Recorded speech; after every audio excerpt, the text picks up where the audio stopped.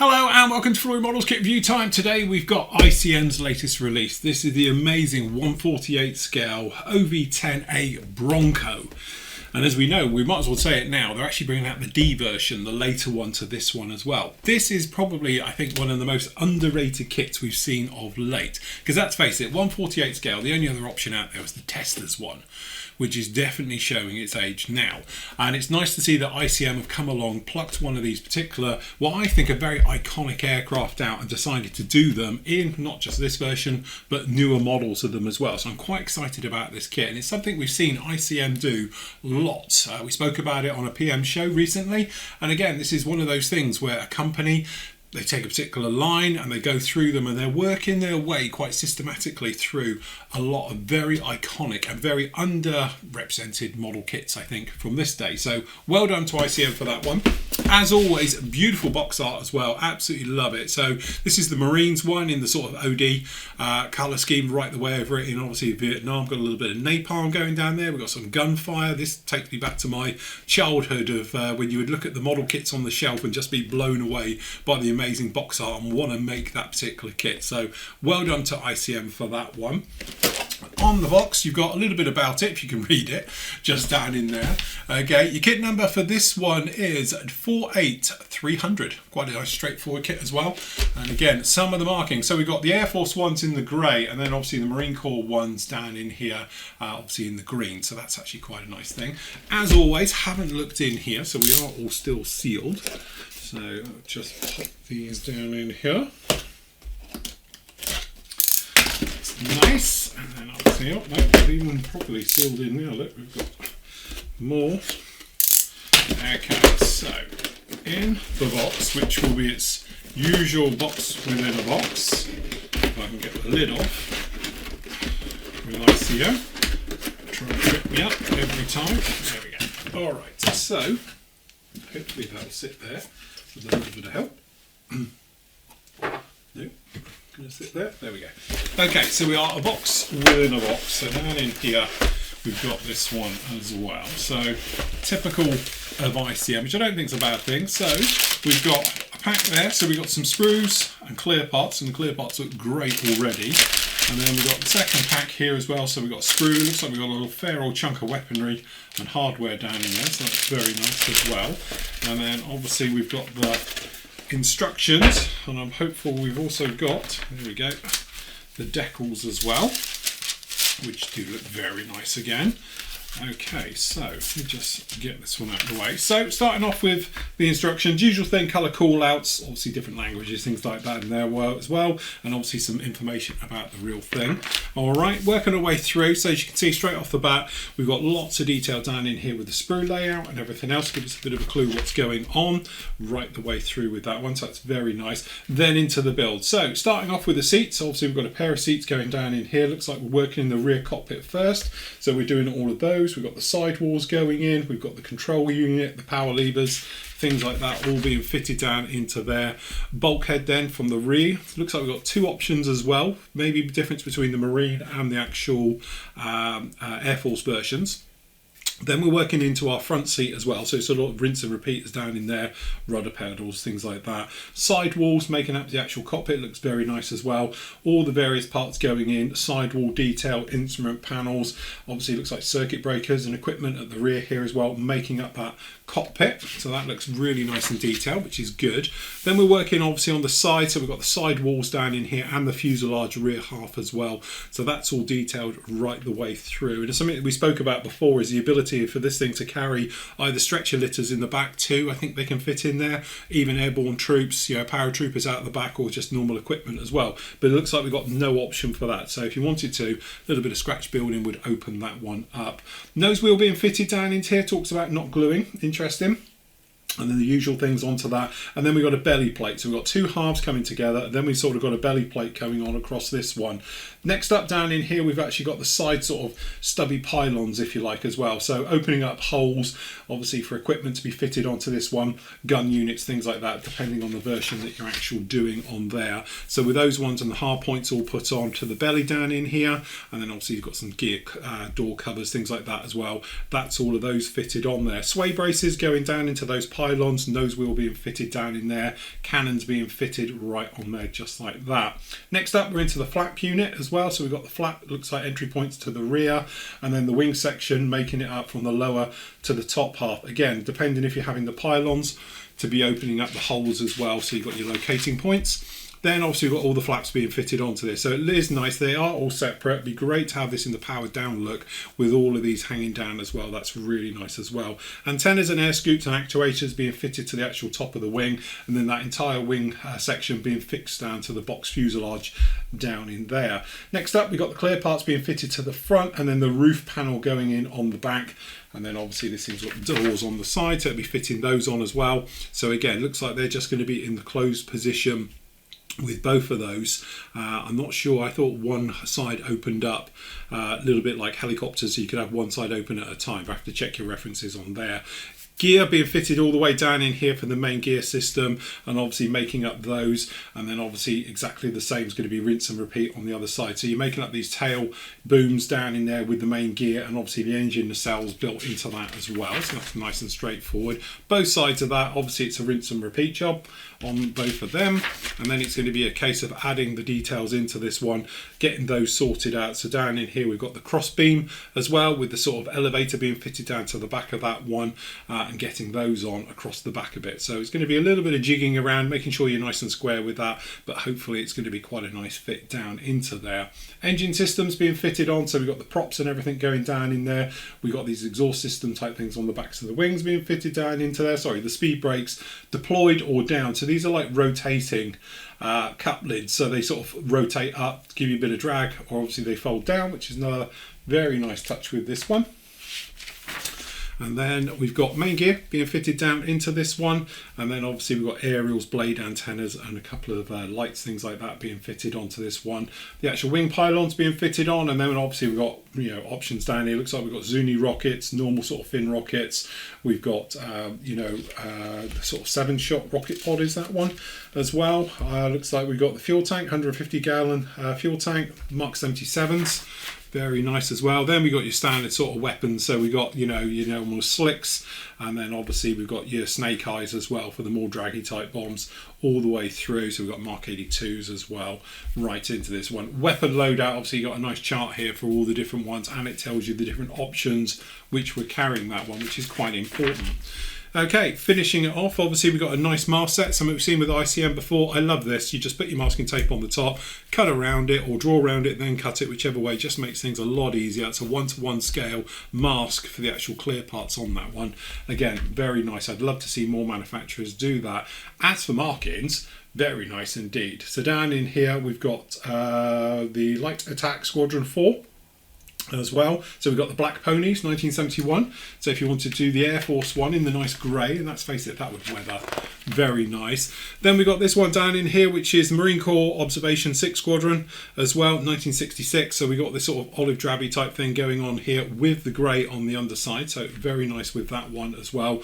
All over grey back down in here as well, out of Da Nang with the 20th Tactical Air Squadron 1972.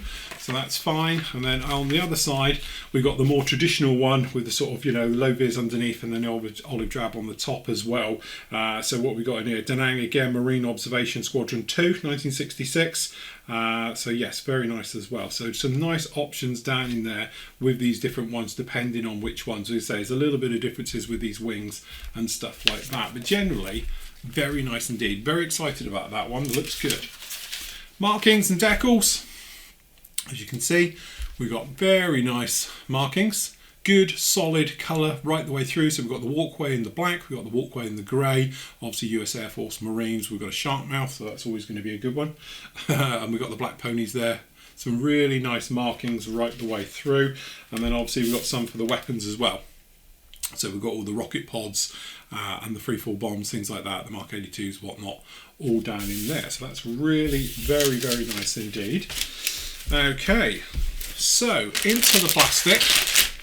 If we start down in here, we've got a couple of nice bags, as always, and it's just something that is always really nice with ICM kits. It's got this really sort of matte finish to all the plastic and things like that, and it gives it that sort of CAD look to it before you even got into this one. So again, we've got various parts down in here. So we've got the tail booms. It is in their usual sort of soft plastic. The only thing I will say, it's actually quite flexible plastic, all of their ones. It's not the chinky hard stuff as I call it. It's actually, you know, the actual soft plastic type. You know, there's a more thuddy one and things like that. And I'll just put the record straight. When I say chinky plastic, that's not to denote it's Chinese. It's the sound it makes. That is more of a thud, as against other manufacturers where it's more of a clinky sound. I call it a chinky sound as it hits. That's what I mean by that one. Anyway, as you can see, looking very, very nice indeed. If we whiz around on the close-up, you can see the gorgeous surface detail into this one. So we've got all the riveting detail. It is raised, so all of this detail down the back here is raised just like the real thing. So we've got recessed across the tops of the wings basically, but this rear end where it's raised, you know, actual details, it is just like the real thing. So that's very, very nice indeed. So that's something I was interested to know if they were going to do it both ways. This is all recessed. The wings on the underside as well.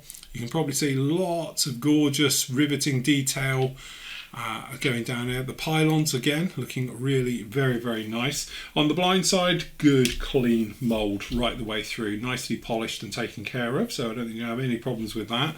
But that's actually really nice mixture there, like that.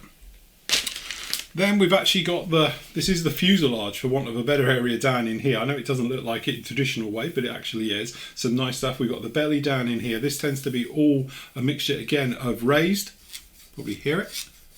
And then obviously we've got the recess. So again, if we start at the top, we've got the instrument panel. We've got the zoomy rockets down in there as well. We've got the props, the various things. So this plate here is the underside. So this is the nose wheel hole down in here. These little recesses each side are for the actual pylons. That's quite nice. That's not though. So this is actually a broken prop. You can see it's out. I'm not going to try and straighten it because it will snap off. So I'm going to leave that exactly where that is. But that's a little bit unfortunate, but not a deal breaker. Can easily get that back. Again, and then down in here, more instrument panels depending on which version you're doing down in here for the Rio one. These are the heads of the zoomy rockets, I do believe, down in there. So if you wanted to look like it's been fired or not, just depending if you put the head on. Very Hasegawa-esque on that one. And then down in here, so again, as we said, you've got raised details down in here for that, you know, pop-headed riveting. Flush riveting all the way down in here, just like the real thing. So actually fuselage halves. Looking very nice indeed. On the inside, we've actually got detail for the actual walls, cockpit walls, as you can see on both of those. So again, very, very nice indeed. So unfortunate about that prop, it's obviously got caught in packaging, but hopefully it'll straighten out quite nicely. So down in here, this is actually obviously the tails, as you might imagine. And again, we've got a mixture of, you probably hear it, raised detail, and obviously we've got recessed in there as well. That's really very, very nice. We've got those exhausts down in here from the engines. The tails, a separate tail plane is going to be fitted down into that. It looks very nice. It is very soft though. That's my only slight worry. And then down in here we've got the other side of it. So again, as you can see, we've got little vortex generators all the way down on here. So this is the tail plane, the cross boom, the one that goes between the tails, and then obviously you'd have the elevator on the back of it. So it's got a little bit of vortex generators on there, and again, beautiful mixture of raised and recessed detail on this. This is going to be beautiful to work with. So not only is it going to take a wash well from the recesses, but it's going to cling to all the bolt heads as well. Then you can dry brush it and it'll just pop. So actually very, very nice indeed. And again, on the blind side, good, clean, right the way through, no problem with that. Okay, next baggy we have down in here, we've got a ton of weapons. So down in here we've got obviously the fuselage floor, sidewalls, tailplanes, things like that. And again, the first thing that strikes you on sprue D here is the raised and recessed detail. So cockpit sidewalls and all the rest of it, raised details, things like that. Vortex generators down in here on the ailerons, very nice as well. Mixture as well, flush and raised on the weaponry and fuel tanks. And again, very, very nice. So this is all raised. You can probably hear it. That's going to be great. It's going to look fantastic. Very, very nice indeed. Cockpit floor, not a lot going on, but by the time you filled it out with everything else, it won't matter. So that's actually looking, as you can see, really very, very nice on all of that. And as always, you know, it's soft plastic, but it doesn't suffer from that traditional sink marks and things like that. It's still really nicely done. It's done in the mould very, very well. And then down in here, we're assuming we've got more engine parts. So we've got split wheels, hubs, engines, all the various bits down in here. Small little details, as you can see. That's all looking flaps, as you can see on the back of that one. Very, very nice indeed. And I imagine we've probably got a match pair for that one and then this one. So we've got two of these because obviously it's left and right, so that's a match pair there. And again, we've got another match pair as well for the weaponry. So down in here, as you can see, we've got the rocket pods, and again, nicely with or without the actual bombs. So we've got Mark 82s and obviously different tails, things like that for them, depending on which version you want to do, the rocket pods. So that's actually very, very nice detail, and we've got two of those as well. Last up, we've got these, which are the rear between the strakes, and again, it's all raised. So that's really, really nice indeed. So that's very, very good. Okay, just to do the clear parts, which aren't going to be a deal breaker because I can see them already. Okay, ICM's clear parts are sort of legendary now for being brilliant. And as you can see, that's really nice. It's actually a really complex shape, this one here, but it's clear because obviously when you put your finger in there, it's still clear. So that's actually really nice. Clear ones, top ones, as you can see. The side ones, because they're quite flat anyway, you're not expecting those to be particularly anything nasty. But yeah, I love it. What I love about ICM, and I've said it before, and I've said it with all of their stuff, and I've built quite a few of their kits now as well, is that it's simple, good quality moulding with all of their parts. So when they go together, there's usually a reason if it's not fitting well, and it's normally you, to be honest, because I've had it before and things haven't lined up right and everything else, and I've looked at it and actually I've left a sprue tab in, or there's something in the way or something else like that, because generally their parts are incredibly crisp, very, very sharp. And again, you've got some great options in there with the raised stuff and with the recessed stuff as well. I know it's going to worry a lot of people about obviously using raised details, because if you sand them off, you've got to put them back, can't put them back in, or not easily unless you're going to use like Archer resin decals and things like that to actually put them in. There is that option if you wanted to, but normally taking your time, test fitting, do not commit to glue until you're happy the parts are going to go together fine, and then scrape cleaning. A little bit of scrape cleaning, you'll be absolutely fine then. So hopefully you won't have to get in there and sand all that detail away and then have a real problem putting raised detail back. So take your time with it. Test fitting will be essential on this one. I intend to build this as well, and I'm going to be building it quite soon, so keep an eye out for it and I'll let you know exactly how it goes together. But anyway, that is the lovely ICM 148 scale OV10A Bronco.